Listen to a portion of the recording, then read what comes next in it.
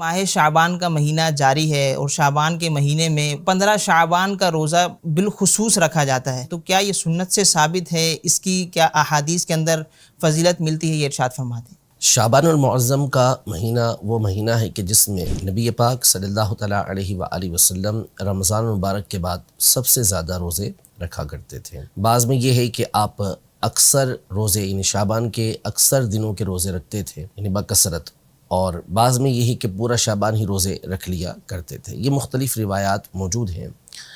تو یوں شعبان المعظم کے مہینے کے اندر جو روزہ رکھنا ہے یہ تو احادیث صحیحہ سے ثابت ہے، نبی پاک صلی اللہ علیہ وسلم کا عمل اس میں ثابت ہے۔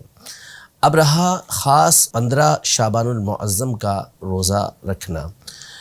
تو اس حوالے سے بھی ایک حدیث مبارکہ جو سنن ابن ماجہ کے اندر موجود ہے،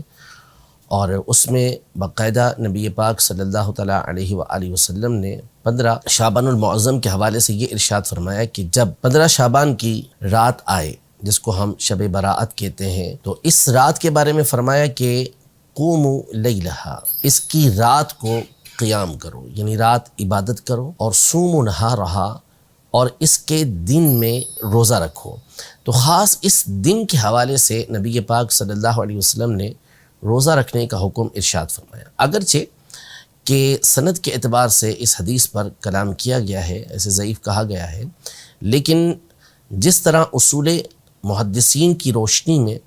اس حدیث کو ضعیف قرار دیا گیا ہے، یوں ہی محدثین کے اصول کی روشنی میں یہ بات بھی بالکل واضح ہے کہ فضائل اعمال کے اندر جہاں پر کسی عمل کی فضیلت آئی ہو، ترغیب دی گئی ہو، تو اس میں ضعیف حدیث پر عمل کرنا یہ بالکل جائز اور مستحب کام ہوتا ہے۔ تو نبی پاک صلی اللہ تعالیٰ علیہ وآلہ وسلم کی اس حدیث مبارکہ کی روشنی میں خاص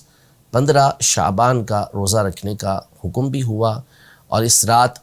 قیام کرنے کا یعنی عبادت کرنے کا بھی حکم ہوا، اور ویسے بھی دیگر احادیث طیبہ جو صحیح ستہ کے اندر موجود ہیں، صحیح حدیثیں ہیں، اس میں یہ مذکور ہے کہ نبی پاک صلی اللہ تعالیٰ علیہ وآلہ وسلم شعبان کے اکثر دنوں کے روزے رکھا کرتے تھے۔ اور جب آپ سے اس بارے میں پوچھا گیا